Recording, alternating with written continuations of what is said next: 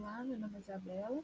Eu vou apresentar o nosso projeto de iniciação científica. A gente fez uma revisão sistemática e meta-análise sobre domínio de personalidade e sua relação com o comportamento suicida. Eu, Isabela, junto com os meus colegas André, Júlia e Pedro e os colaboradores externos da Univates, fomos coordenados pelo professor Roberto. Então, falando um pouco sobre o suicídio, né? Ele é uma das principais causas de morte no mundo, afeta principalmente países de média e de baixa renda, está ligado a fatores ambientais, sociais, clínicos e genéticos, é compartilhado em diferentes transtornos psiquiátricos e também tem traços comportamentais comuns que estão intimamente ligados à personalidade. E fazendo esse recorte da relação da personalidade com os traços do suicídio, a gente se fez essa pergunta se a personalidade não seria um preditor de comportamento suicida. Então, a gente fez uma revisão sistemática e meta-análise da literatura sobre o comportamento suicida e traços de personalidade e também quantificamos um dos principais comportamentos, que é a tentativa de suicídio, por meio de uma meta-análise. E a gente espera que isso possa guiar pesquisas futuras e também dar pistas sobre os potenciais preditores.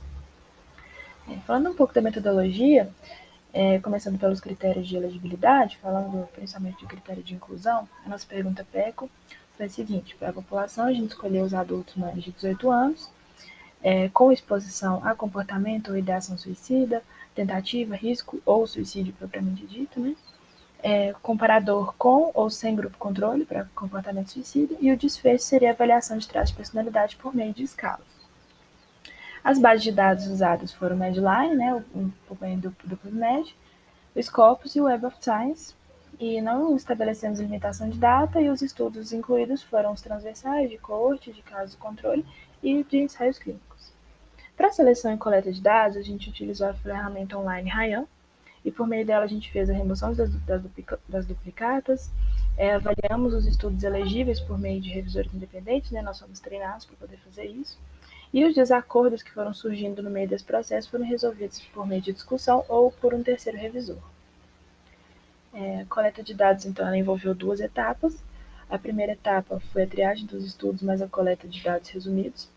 Eu coloquei alguns dados que a gente recolheu, por exemplo, o ano de publicação, o tamanho da amostra de casos, a proporção de sexo dos indivíduos, a idade média e faixa etária relatada, se esse estudo incluía um grupo de controle e o tamanho da amostra, em qual população a amostra se baseava, o tipo de comportamento suicida e também a escala utilizada para avaliar o comportamento suicida quando ela estava disponível.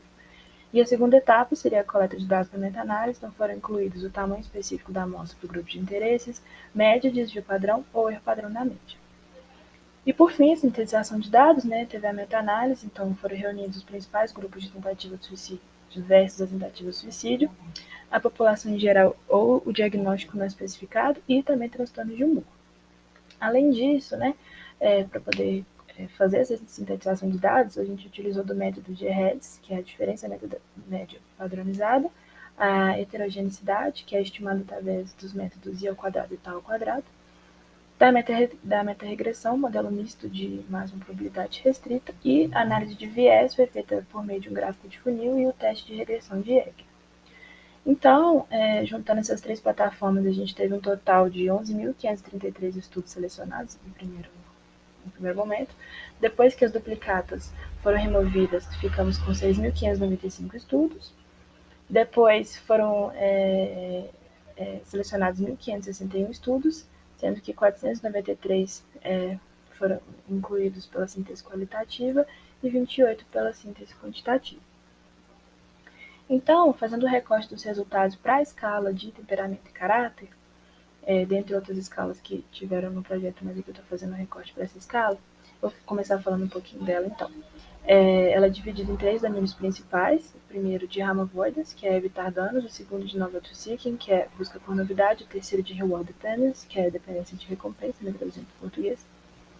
Ela é um modelo biopsicossocial abrangente da personalidade que considera as construções genéticas, culturais, sociais, psicológicas e espirituais todas interligadas, e também desconstrói a personalidade em 7 dimensões, de modo que não vai focar apenas na patologia ou em traços anormais. E, nos resultados voltados para essa escala, para esse inventário, 11 estudos avaliaram traços de personalidade, através, né, desse inventário, sendo que tivemos 864 tentativas de suicídio a partir de 1.234 controles.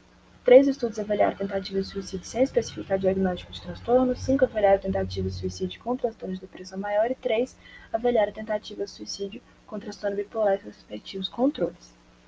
Falando agora, então, sobre os resultados para esse inventário, dentro da dimensão de Raman Avoidance, a gente tem que apenas o subgrupo de transtorno bipolar foi significativo, né, maior em tentativa de suicídio, e ele não desempenha um papel forte em tentativas de suicídio.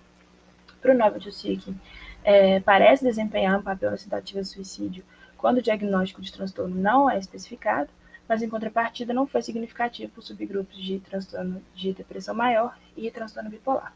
Para o Reward Dependence, não parece estar associado a tentativa de suicídio em geral, entretanto, a análise dos subgrupos de transtorno bipolar aponta para um efeito de maior dependência de recompensa nas tentativas de suicídio. Então, concluindo, a personalidade ela desempenha um papel maior nos distúrbios com domínio de internalização, como a mania, por exemplo. Há um componente compartilhado para os comportamentos suicidas, mas também há fatores característicos para cada distúrbio ou grupo de distúrbios, e isso pode ajudar no tratamento personalizado e também em futuras pesquisas direcionadas. Além disso, a gente tem que essas evidências que a gente encontrou ainda não são úteis para a prática clínica, mas qualquer cuidado adicional nesse sentido deve ser certamente explorado na identificação de indivíduos de risco. E, por fim, a personalidade dificilmente será um fator determinante, mas ela pode acrescentar valor importante quando combinada com score de risco poligênico e outras variáveis preditoras. Então, a gente tem aqui esses resultados. A gente espera que eles possam servir de orientação de pesquisas futuras e evidências a respeito da influência da personalidade no comportamento suicida podem ser importantes para a etiologia fenotípica e também como preditores candidatos. Então é isso. Eu queria agradecer ao UFOP, a Universidade Federal de Ouro Preto, o CNPq e a Univates. Obrigada.